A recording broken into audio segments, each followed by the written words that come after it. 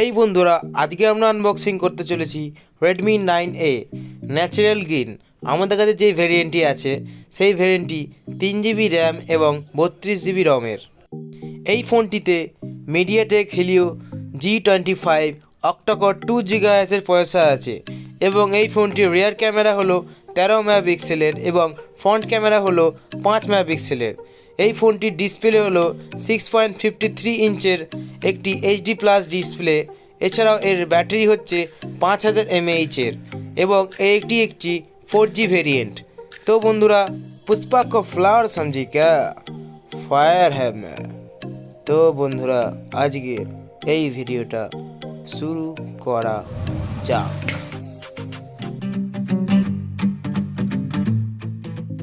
তো প্রথমে একটি ধারালো কাটার নিয়ে ফোনটিকে ভালো করে আমরা দেখে নিলাম। দেখে নেওয়ার পর ফোনটিকে সোজা করে রাখলাম এবং কাটারটিকে অন করে সাইডের দুটো সিল আমরা কেটে দিলাম। সিল দুটো কাটার পর ফোনটিকে সোজা করে রেখে আস্তে আস্তে খাপটাকে তুলে দিলাম। খাপটিকে তুলে দেওয়ার পর আমরা সেই ফোনটি যা কিনা সেই খাপটির ভেতরে ছিল ফোনটিকে আস্তে আস্তে বার করে নিলাম। এটি একটি ন্যাচারাল গ্রিন কালারের ফোন। ফোনটিকে এবার আমরা অন করলাম। ফোনটিকে অন করার পর আমরা প্রথমে তার ভেতর রেডমি দেখতে পাচ্ছি। ফোনটি পাওয়ার্ড বাই নিচে অ্যান্ড্রয়েড দেখাচ্ছে। ফোনটিকে নিচে রেখে খাপটিকে অন করলাম। তার মধ্যে একটি অ্যাডাপ্টার রয়েছে যা কিনা একটি 10 ওয়াটের অ্যাডাপ্টার। এটা 5000 mAh ব্যাটারিকে ফুললি চার্জ করে দেবে। জাস্ট একটু টাইম নেবে, আপনারা কোনো চিন্তা করবেন না, যেটুকু টাইম নেবে সেটুকুর মধ্যে ভালোভাবে চার্জ হয়ে যাবে। এবং একটি টাইপ বি কেবিল আছে এর মধ্যে। বন্ধুরা, সবসময় শুনে রাখবেন আমার কথাগুলো, যেহেতু আমি বলছি এটা টাইপ বি কেবিল, এর ভিতরে টাইপ বি কেবিলই আছে।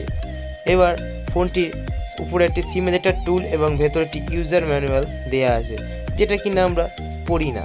এবার ফোনটিকে আমরা আগের মতন অবস্থায় যেমনভাবে প্যাকেজিং করা ছিল আস্তে আস্তে র্যাপ করে ফোনটিকে আবার আগের মতন ঢাকনা আমরা করে দিলাম। ঢাকনাটা করে দেওয়ার পর আমি ফোনটাকে এবার স্টার্ট করব। স্টার্ট করার পর সঙ্গে সঙ্গে আমরা সব কিছু স্টার্ট করি। পুরো পেপারটা কিন্তু এখনও তুলিনি বন্ধুরা, যেহেতু ফোনটি কাস্টমার দিতে হবে ওর জন্য একটা গ্লাস অবশ্যই লাগিয়ে নিতে হবে। এর জন্য আমরা উপরের প্রোটেক্টরটাকে তুলি না, ফলে কি হয় প্রোডাক্টটিটা সঙ্গে সঙ্গে তুলে আমরা গ্লাসটা লাগিয়ে দিই।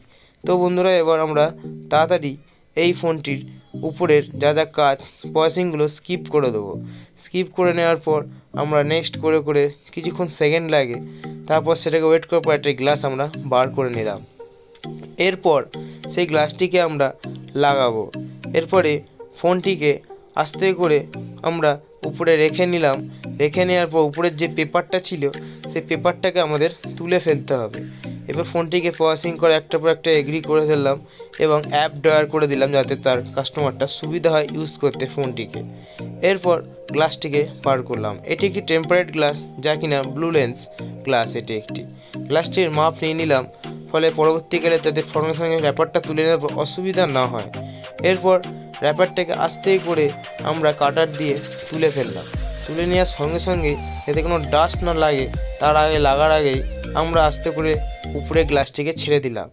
দিয়ে হালকা করে চাপ দিয়ে উপরে আঙ্গুলটিকে আস্তে করে প্রেস করে দিয়ে মাপ করে ছেড়ে দিলাম। এরপরই ফোনটির ভেতরের যে হাওয়াটি ছিল এয়ারটা বেরিয়ে গেল, তারপরে গ্লাসটা পুরোপুরি আটকে গেল। এরপর ফোনটিকে ভালো করে আমরা মুছে নেব। মুছে নেওয়ার পর আমরা ফোনটিকে অন করলাম। অন করার পর ফোনটি যা কিনা এখনও লোডিংস অ্যাপ দেখাচ্ছে এবং সেট আপ হচ্ছে।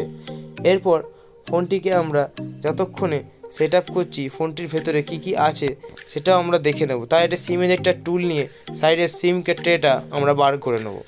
সিম এজেক্টর টুলটা বার করার আগে সিম ট্রেটে দিয়ে টুলটাকে টেনে নিয়ে আসে একটা হাইব্রিড স্লট দেখা গেল, যা কিনা দুটো ন্যানো সিম এবং একটি চিপ যা কিনা এর মধ্যে লাগানো যাবে। এরপর আমরা একটি সিম নিয়ে সেই ফোনটির মধ্যে লাগিয়ে নিলাম।